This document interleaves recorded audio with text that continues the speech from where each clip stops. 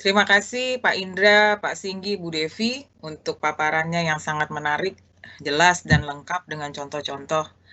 Saya yakin pasti Bapak Ibu peserta juga tercerahkan setelah mendengarkan presentasi tadi. Terbukti dengan cukup banyaknya pertanyaan-pertanyaan yang masuk di live Q&A. Sampai saat ini sudah ada sekitar 40 pertanyaan. Kami mohon maaf, mungkin kami tidak mungkin juga menjawab seluruh pertanyaan dari Bapak Ibu. Bapak Ibu dapat melihat melalui perangkatnya masing-masing pertanyaan-pertanyaan yang akan dijawab, yaitu di menu live Q&A di monitor Bapak Ibu. Bapak Ibu juga bisa melihat pertanyaan yang paling banyak disukai dan tetap memberikan dukungan untuk pertanyaan yang disukai. Jadi untuk sesi pertama live Q&A ini, saya akan mempersilahkan pembicara untuk dapat menanggapi 7 pertanyaan pertama yang sudah kami pilih. Nanti juga akan dibantu ditayangkan 7 pertanyaan tersebut. Untuk sesi pertama ini, sekitar 15 menit waktu untuk Pak Indra, Bu Devi, dan Pak Singgi yang akan berbagi jawaban untuk pertanyaan tersebut. Nanti langsung kita akan lanjutkan di sesi yang kedua. Oleh karena itu silakan Bapak Ibu untuk tetap bisa mengajukan pertanyaan atau memberikan dukungan untuk pertanyaan yang disukai. Saya persilahkan mungkin Pak Indra dulu yang akan menjawab pertanyaan dari Bapak Ibu di sesi pertama Q&A ini. Silakan Pak Indra. Ya, terima kasih Bu Mia. Terima kasih Bapak Ibu sekalian atas pertanyaan yang sudah diajukan. Nanti saya coba menjawab terlebih dahulu. Silakan Pak Singgi, nanti saya akan berikan kesempatan Pak Singgi dan Bu Devi untuk memberikan jawaban tambahan.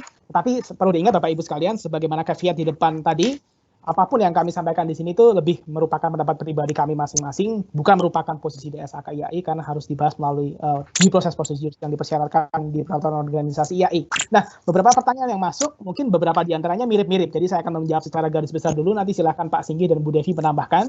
Pertanyaan soal unusual item, apa sih itu yang dimaksud unusual item di sini, dan seterusnya. Apa bedanya dengan extraordinary item, saya tadi lihat ada pertanyaan di Q&A box itu soal apa bedanya dengan extraordinary items dan seterusnya. Mungkin saya menjawab secara ringkas, sebenarnya yang didefinisikan sebagai unusual items di sini, kita perlu ingat tujuan utamanya. Apa tujuan utamanya? Tujuan utamanya adalah soal membedakan informasi yang memiliki predictive value ya dengan informasi yang tidak memiliki predictive value. Kalau informasinya itu diperkirakan tidak akan terjadi di masa mendatang atau berulang, dengan demikian dampak dari kejadian tersebut itu mungkin hanya punya limited predictive value. Nah, ini dulu yang perlu kita pegang, bahwa tujuan utamanya adalah memberikan informasi atau membedakan mana informasi atau dampak dari kejadian yang punya predictive value atau tidak. Dengan kata lain, kalau diharapkan tidak akan terjadi di masa mendatang, tentu saja itu mungkin bisa memenuhi kriteria sebagai unusual item. Itu kriteria atau hal pertama yang perlu diperhatikan. Jadi, apakah memang event tersebut punya limited predictive value. Jadi pertama kita mesti melihat eventnya. Kalau tahun ini pendapatan naik, tahun berikutnya pendapatan turun, seolah-olah ini disebut sebagai unusual, tapi kalau peristiwanya itu sebenarnya sama yang terjadi, underlying eventnya itu sama, mungkin tidak bisa dibilang sebagai unusual item. Jadi pergerakan jumlah naik, turun, dan seterusnya itu mungkin bukan serta-merta penentu apakah suatu item itu disebut unusual atau tidak. Satu, kembali ke prinsip, apakah memang underlying itemnya itu punya limited predictive value, karena diperkirakan tidak akan terjadi di masa mendatang. Punya limited predictive value karena tidak akan terjadi di masa mendatang, baik dalam jenisnya maupun dalam jumlahnya, jika jenisnya akan dianggap sama gitu. Dan secara spesifik, ISB dalam proposalnya menyebutkan bahwa dampak remeasurement atas aset yang diukur at current value atau at fair value itu akan sangat susah dianggap sebagai unusual item. Jadi kalau suatu aset punya investasi yang diukur dalam nilai wajar, menurut PSAK terkait misalnya diminta untuk diukur dalam nilai wajar, maka perubahan dampaknya itu ya selalu akan dianggap unusual karena eventnya sebenarnya sama. Ya. Terus apakah bedanya dengan extraordinary items? Hanya menggarisbawahi bahwa istilah extraordinary sebenarnya sudah tidak diperkenankan, bahkan sejak sebelum proposal ini. Ya. Apakah istilah unusual item diperkenankan? Ya mungkin masih bisa gitu kan, karena yang tidak diperkenankan untuk disajikan adalah extraordinary. Tapi balik lagi ke ketentuan tadi, unusual sifatnya adalah apakah memiliki predictive value atau tidak. Saya mungkin lanjut ke pertanyaan berikutnya dulu, soal integral non-integral. Mungkin tadi saya tidak cukup jelas menjelaskannya, tetapi konteks integral non-integral ini adalah dalam hal entitas asosiasi. Jadi ini bukan transaksi integral non-integral, tetapi apakah entitas itu punya investasi dalam entitas asosiasi atau ventura bersama, gitu ya, akan melakukan equity accounting misalnya. Pertanyaannya adalah apakah asosiasi dan ventura bersama itu integral atau tidak dengan aktivitas bisnis utama entitas, ya. Kalau dia merupakan entitas asosiasi atau ventura bersama yang sebenarnya integral dengan aktivitas utama bisnis si entitas ini, si investornya, maka dia akan disajikan sebagai baris terpisah setelah laba operasi. Tadi kalau kita balik ke slide sebelumnya tadi, kalau Bapak Ibu ingat, ada laba operasi, di bawahnya adalah bagian dari laba rugi atas entitas asosiasi atau ventura bersama yang integral, gitu ya. Jadi pembedaan integral dan non-integral ini lebih pada untuk menyajikan apakah ini disajikan sebagai baris terpisah atau menjadi bagian dari aktivitas investasi, ya. Jadi bukan melihat transaksinya, tapi melihat apakah entitas asosiasinya merupakan integral atau bukan. Nah, kriterianya apa? Kriterianya tadi, apakah kira-kira memiliki aktivitas bisnis yang sama, line of bisnisnya sama atau tidak antara investor dengan investi yang merupakan asosiasi atau ventura bersama ini.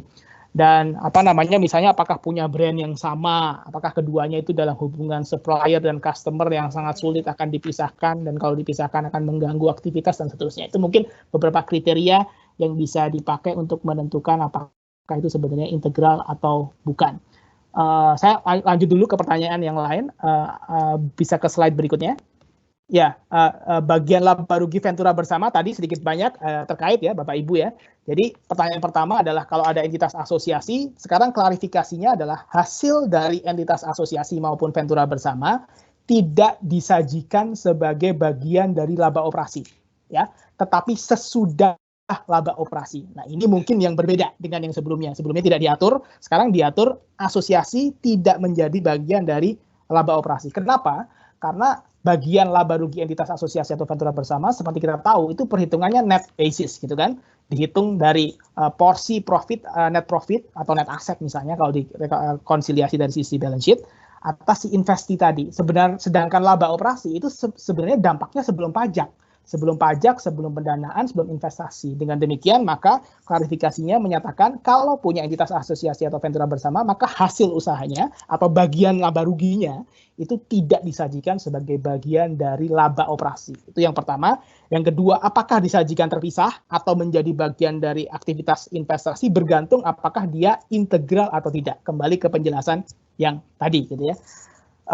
Pertanyaan yang serupa dari Bapak dan dari industri telekomunikasi sama. Jadi poinnya adalah menentukan satu, tidak masuk ke laba operasi, apakah terpisah atau tidak, atau menjadi bagian dari investasi, bergantung apakah itu integral atau tidak. Nah, soal pertanyaan di tengah dari Bu Sofia, komparabilitas. Nah, ini Bu Sofia tentu saja usulan proposal ISB, kalaupun nanti disahkan akan diadopsi mungkin menjadi PSAK. Bagaimana kaitannya dengan regulatory requirements, misalnya peraturan OJK atau dulu Bapak Pamelka gitu ya. Nah, tentu saja itu hal lain yang perlu kita bahas nanti kemudian. Apakah nanti setelah misalnya ada perubahan PSAK atas hal ini, apakah peraturan regulator itu akan berubah atau tidak, itu saya tidak bisa berkomentar soal itu. Tetapi kita berbicara di sini dalam ranah soal standar akuntansi keuangan. Artinya ini proposal dari sisi pelaporan keuangan tentu saja akan berlaku baik untuk listed entity atau tidak nantinya ya, dari sisi standar akuntansi. Bahwa nanti misalnya berlaku peraturan yang lain yang diatur oleh regulator pasar modal misalnya atau regulator lainnya, maka itu entitas perlu menganalisis apakah laporan keuangan tadi termasuk penyajiannya disusun mengikuti SAK misalnya atau melalui mengikuti oleh regulatory reporting requirement yang lainnya. Apakah ada pertanyaan lain di slide itu? Apakah masih ada slide lain? Holding company ya, mungkin ini sama. Holding, kalau itu merupakan holding company, maka prinsipnya adalah aktivitas utama atau bisnis utamanya apa gitu ya. Ini untuk menentukan apakah masuk operasi atau tidak gitu kan. Jadi baik itu perusahaan manufacturing, baik itu perusahaan misalnya holding company atau investment company, baik itu bank atau perusahaan asuransi, pertanyaan pertama adalah aktivitas utamanya apa. Nah, penghasilan dan beban yang terkait dengan aktivitas utama itulah yang masuk primarily menjadi bagian dari operasi dengan mempertimbangkan definisi yang lain-lain tadi ya. Jadi kalau holding company misalnya operasi utamanya melakukan investasi dalam entitas lain, maka investasi ini dalam konteks entitas tadi mungkin akan cocok untuk masuk ke bagian operasi. Nah, kira-kira mungkin itu. Silahkan Pak Singgi dan Bu Devi untuk menambahkan penjelasan, terutama mengenai contoh unusual item itu apa, batasan definisi unusual item itu apa. Silahkan Pak Singgi atau Bu Devi, silahkan. Terima kasih. Saya kira ada cukup banyak pertanyaan yang terkait dengan unusual item, unusual income dan expense. Di sini saya tidak akan satu persatu, tetapi menambahkan apa yang tadi sudah disampaikan oleh Pak Indra. Yang pertama, apakah ada batasan mengenai definisi mengenai transaksi unusual? Nampaknya harapannya definisi mengenai income and expense yang unusual seperti apa, yaitu yang kemudian memiliki nilai prediksi tadi adalah menjadi batasannya. Ya, sehingga itu yang menjadi kriteria utama yang akan dipakai untuk entitas memutuskan apakah item atau informasi itu termasuk kemudian usual atau unusual. Namun tidak berhenti di sana. Ada dalam draft exposure di sini ada cukup rinci dibahas di dalam panduan pengimplementasiannya. Jadi ada paragraf 67 sampai 75. Jadi ada sekitar 8 paragraf yang kemudian memberikan penjelasan lebih rinci sebagai panduan untuk kemudian memutuskan apakah sebuah item itu akan kemudian dikategorikan sebagai usual atau unusual. Beberapa yang bisa saya kemudian capture dari panduan penerapan, misalnya di sana disebutkan mengenai sebuah transaksi yang terjadi akibat misalnya perubahan nilai akibat pengukuran, remeasurement. Ya, remeasurement yang kemudian kalau kemudian menggunakan fair value, maka akan terjadi kemungkinan nilai yang sifatnya berfluktuasi, tetapi secara substansi bahwa item itu ada dan kemudian memang harus diukur. Kalau kemudian jumlahnya itu berfluktuasi, itu tidak kemudian masuk kategori unusual. Berbeda dalam konteks misalnya kejadian yang dimiliki oleh perusahaan bahwa mungkin satu perusahaan, ini sekaligus menjawab untuk yang contoh tadi ya, misalnya perusahaan akan memiliki dalam setiap tahun memiliki masalah litigasi atau deal dengan masalah hukum yang itu dalam antar waktu selalu ada, tetapi nilainya tidak begitu besar dalam hatian jumlah, tetapi pada satu periode waktu tertentu diperkirakan akan sangat jauh lebih besar dibandingkan biasanya, dan karena situasi tertentu gitu, situasi eksternal yang barangkali tidak bisa dikendalikan, dan itu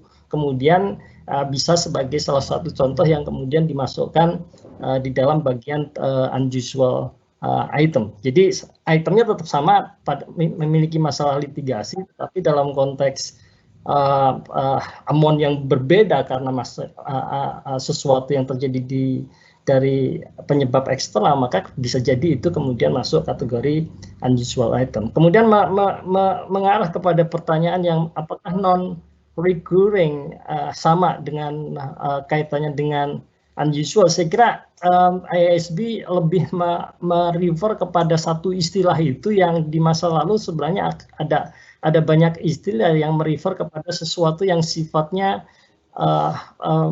tidak biasa, dalam artian tidak terjadi secara terus-menerus yang Anda maksud sebagai recurring atau extraordinary item dan seterusnya. Ini semua sebenarnya bisa kemudian diakomodasi dalam satu definisi unusual item, sehingga harapannya perusahaan, tadi kalau di awal disinggung mengenai komparabilitas gitu, harapannya kemudian perusahaan akan merefer pada nama akun yang sama, unusual ini, tidak kemudian menggunakan berbagai nama yang berbeda, dan kemudian harapannya praktek komparabilitas antar informasi yang tersedia dalam laporan keuangan ini menjadi tercapai.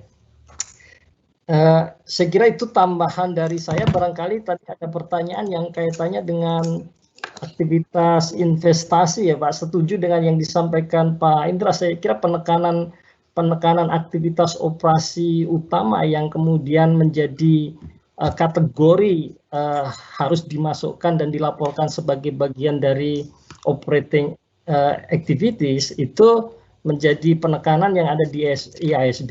Saya akan hanya menambahkan dari sisi memang ini sudah dipertimbangkan di IASB dalam artian sadar penuh bahwa mungkin tidak selalu closely aligned dalam konteks misalnya apa yang dilaporkan di dalam laporan arus kas itu closely aligned dengan apa yang kemudian disampaikan di dalam laporan laba ruginya, karena memang kriteria yang utama di dalam laporan laba rugi ini yang lebih dipentingkan adalah kalau dia masuk definisi sebagai bagian dari aktivitas operasi utama perusahaan. Kalau dia aktivitasnya investing tetapi memang perusahaannya itu adalah bergerak dalam konteks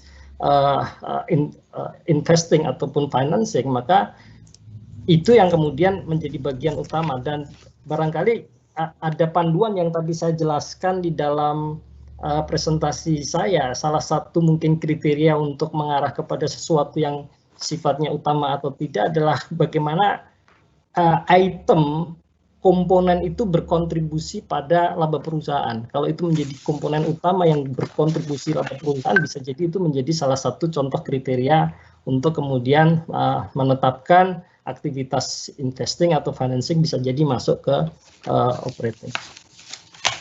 Demikian Bapak Ibu. Mohon maaf Bapak Ibu, mungkin kita harus lanjut ke sesi kedua di live Q&A. Sudah banyak lagi pertanyaan yang baru masuk.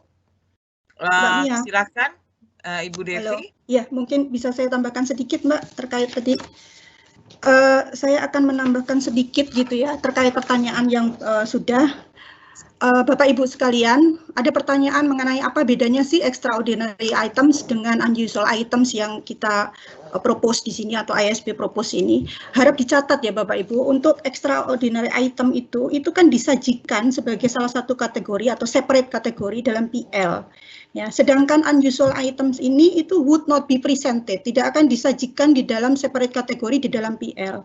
Instead, ini hanya disajikan bersama dengan dalam satu notes ya dari financial statement. Jadi kalau ada pertanyaan apa bedanya, beda. Jadi kalau yang extraordinary dulu masuk ke laporan, sedangkan kalau yang unusual item ini dalam bentuk single note ya atau financial statement.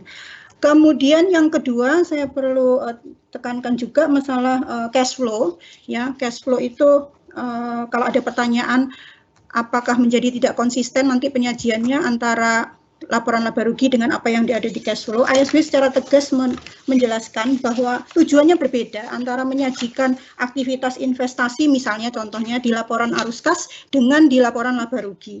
Jadi kalau di laporan laba rugi itu tujuannya adalah aim-nya to capture the result of stand-alone investment. Jadi resultnya dari aktivitas investasi atau pendanaan. Sedangkan kalau di laporan laba rugi itu to capture cash flow. Jadi arus kas dari aktivitas investasi atau pendanaan terkait dengan aktivitas jangka panjang. Itu yang kedua. Kemudian tadi mengenai unusual item, kita sudah prediksi itu akan menjadi pertanyaan favorit gitu ya. Jadi ada dua untuk menentukan apakah itu termasuk transaksi yang usual atau unusual. Yang pertama dari segi item dan jumlah. Ya, dari segi item dan jumlah itu dua-duanya harus kita pertimbangkan. Namun demikian, IASB juga memberikan contoh ya terakhir di basis for conclusion-nya bahwa ada kemungkinan item itu terjadi secara reguler, tetapi jumlahnya itu menjadi unusual dalam satu periode tertentu. Nah, itu harus dianalisa betul-betul Bapak Ibu, apakah jumlah tersebut memang tidak akan terjadi lagi di masa yang akan datang. Seperti yang sudah disampaikan oleh Pak Singgih tadi, betul sekali, litigation cost meskipun dia dalam kasus ini terjadinya secara reguler, ya jumlahnya juga segitu-segitu aja, tapi kalau dalam periode ini misalnya terjadi peningkatan yang luar biasa, maka jumlah yang luar biasa itu dimungkinkan menjadi item unusual sesuai proposal yang ada di IASB. Demikian saya rasa tambahan dari saya kembalikan ke moderator. Terima kasih. Langsung ke Pak Indra saja. Pak Indra mau silakan untuk yang sesi kedua, Pak. Mungkin sekitar 10 menit lagi, tinggal waktu kita.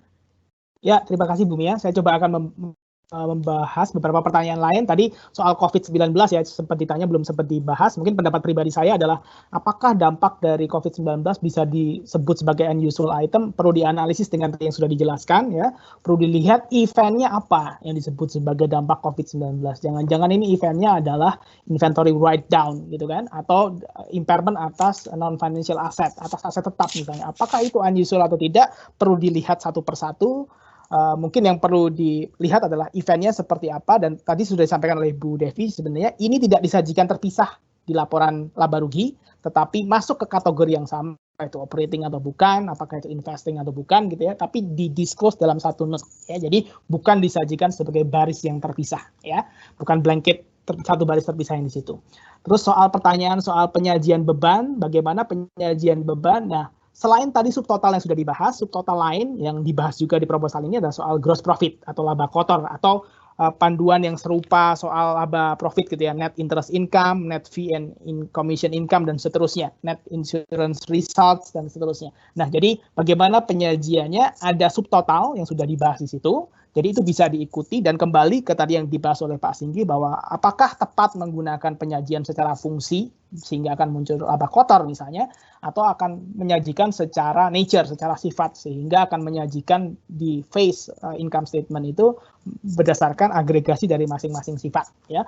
Lalu aktivitas utama perusahaan apa kaitannya dengan akta? Mungkin kita menggunakan framework yang tidak persis sama dengan secara legal gitu ya. Kalau secara akuntansi seperti kita tahu bahkan sebelum proposal ini ada yang disebut sebagai ordinary activities gitu ya.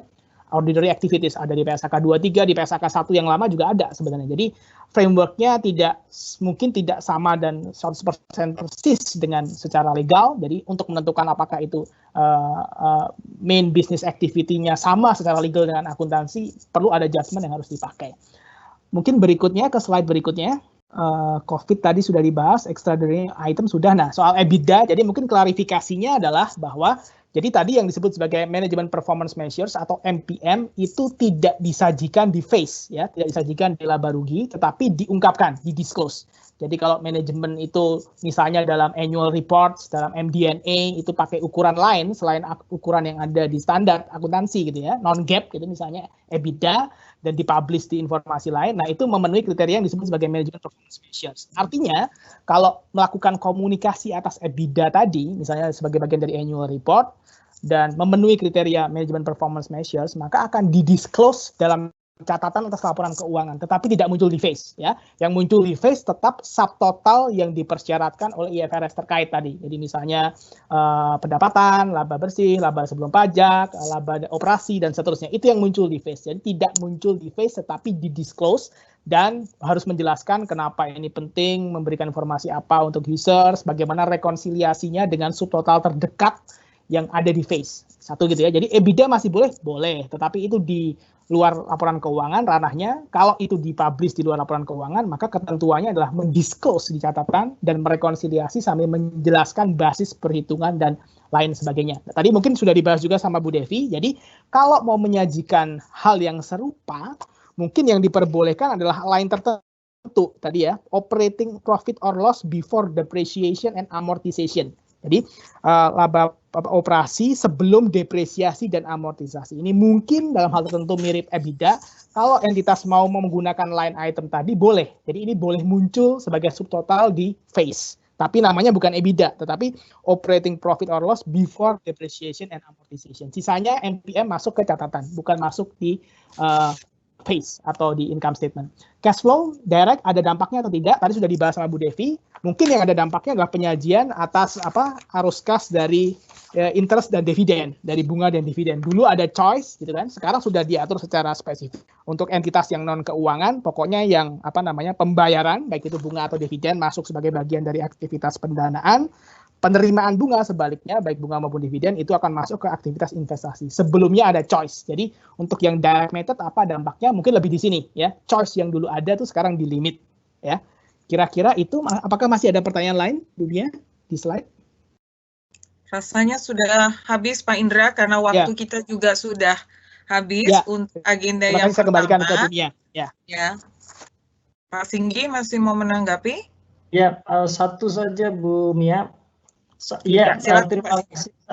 Satu saja yang kemudian saya ingin tambahkan dari apa yang sudah dijelaskan Pak Indra terkait dengan apakah kemudian aktivitas operasi utama itu sesuai dengan apa yang tercantum di dalam akta. Saya ingin menyampaikan bahwa tujuan dari pelaporan keuangan itu adalah yang utama disebutkan dalam conceptual framework, kembali ke sana adalah menyajikan informasi yang faithfully represent dan relevan. Dan dalam konteks ini bisa jadi kalau kemudian saat pendirian itu mungkin 2, 3, 4 tahun yang lalu bisnis itu kemudian berkembang dan kemudian operasi utamanya berkembang menjadi divisi baru, tambahan divisi baru, sebenarnya kemudian akta itu tidak akan merepresentasikan apa yang terjadi di dalam praktek bisnis itu, dan sehingga konsekuensi lanjutannya kalau kemudian harus mengikuti apa yang tersebut di dalam akta tidak akan dapat kemudian mengcapture apa yang di dalam bisnis itu terjadi. Dan dengan logika itu maka sebenarnya lebih kepada penilaian dan judgement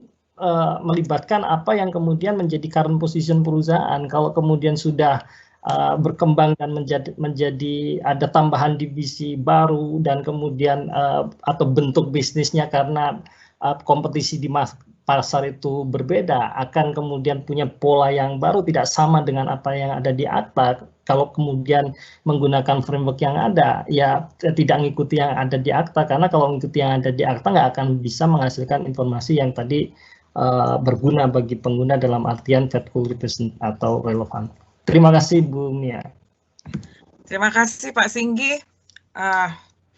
Sesi pertanyaan yang sangat lengkap ya Bapak Ibu. Semoga Bapak Ibu yang pertanyaannya belum sempat terjawab, kami mohon maaf, tapi jangan khawatir Bapak Ibu. Input, tanggapan dari Bapak Ibu masih bisa disampaikan melalui surat atau email ke dsak@iaiglobal.or.id atau iaiinfo@iaiglobal.or.id yang kami tunggu sampai 30 Juni 2020. Seluruh materi pada hari ini, materi lengkap, demikian juga exposure draft dari Primary Financial Statement akan bisa Bapak Ibu peroleh juga di website IAI untuk menjadi referensi pada saat Bapak Ibu memberikan tanggapan.